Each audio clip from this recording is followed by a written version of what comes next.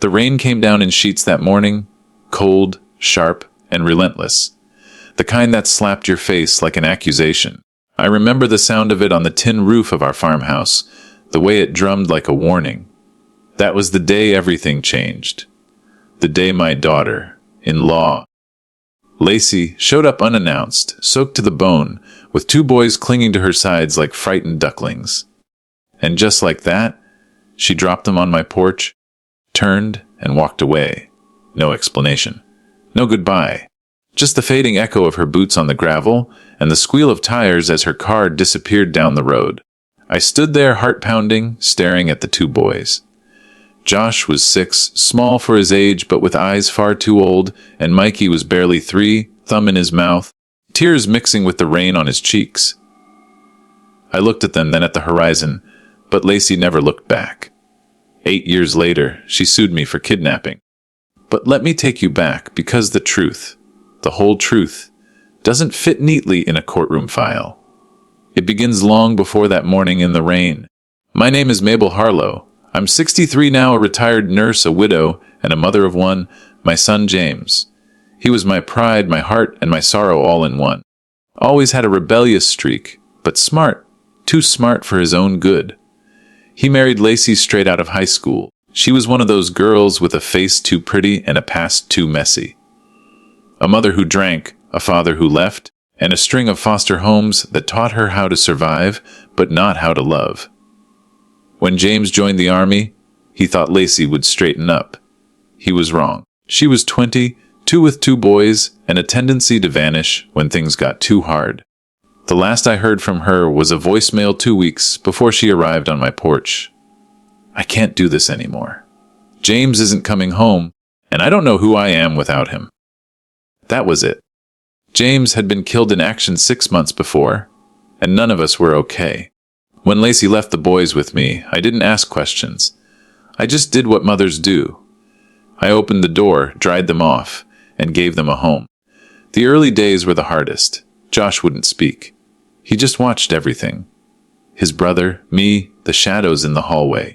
Mikey cried for his mama every night, sobbing into my chest until he finally fell asleep, and me. I was grieving too. For James, for the daughter-in-law I never truly knew, and for a future that had vanished like mist in the morning sun. We settled into a rhythm, slow and painful like thawing after frostbite. I put my nursing pension to work, enrolled them in school, patched their bruised little souls with banana pancakes and bedtime stories. The house that had been too quiet after James died was suddenly filled with chaos and laughter and the occasional tantrum. But there were whispers in town. Is she even their legal guardian? Where's their mother? I tried to ignore them, focused on giving the boys stability. But in the back of my mind, I always wondered when the knock on the door would come. When Lacey would come back. She never did.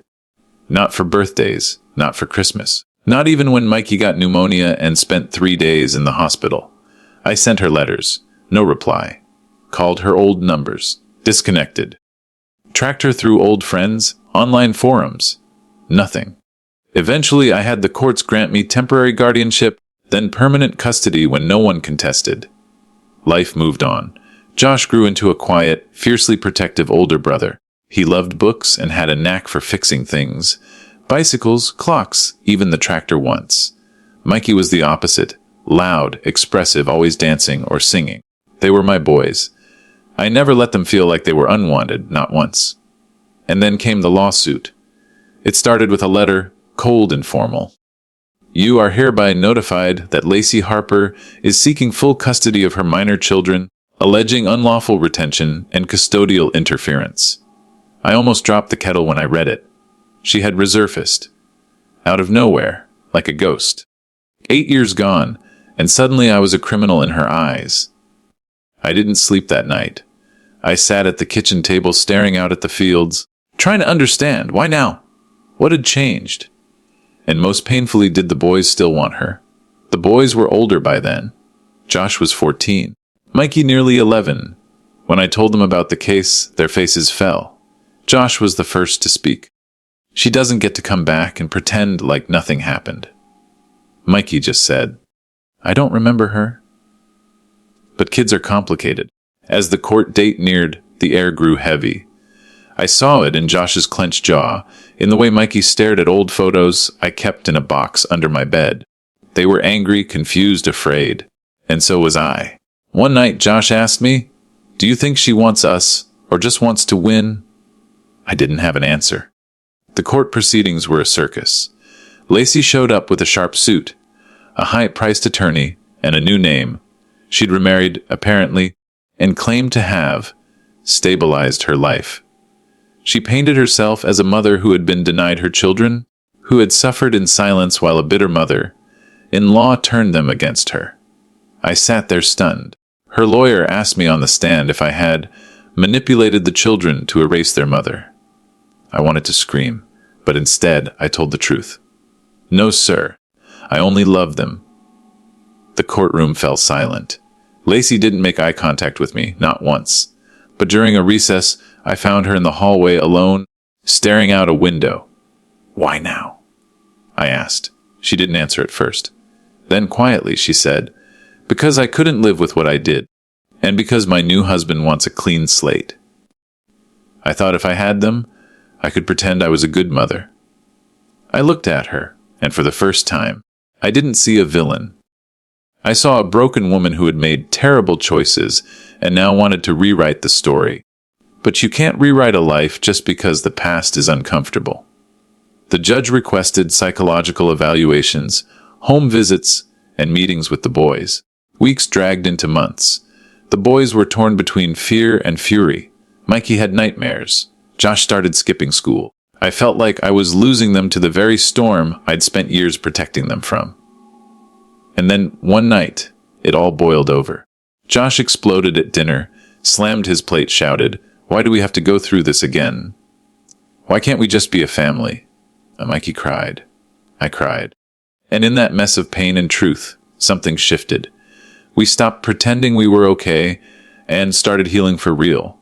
Josh wrote a letter to the judge. It wasn't fancy, just honest. "I love my grandma. She's my home. I don't want to leave her." Mikey drew a picture of our house with a sign that said, "Home is here." The judge listened. Sometimes, the system gets it right. The final ruling granted me full legal custody. Lacey was given visitation rights, supervised. She didn't show up to the first few. Then she did, once. Then never again. We moved on, slowly, carefully. The boys are older now. Josh is in college studying engineering. Mikey just got his learner's permit and wants to be a music teacher. Our home is still that same old farmhouse with the tin roof, still leaky in the rain.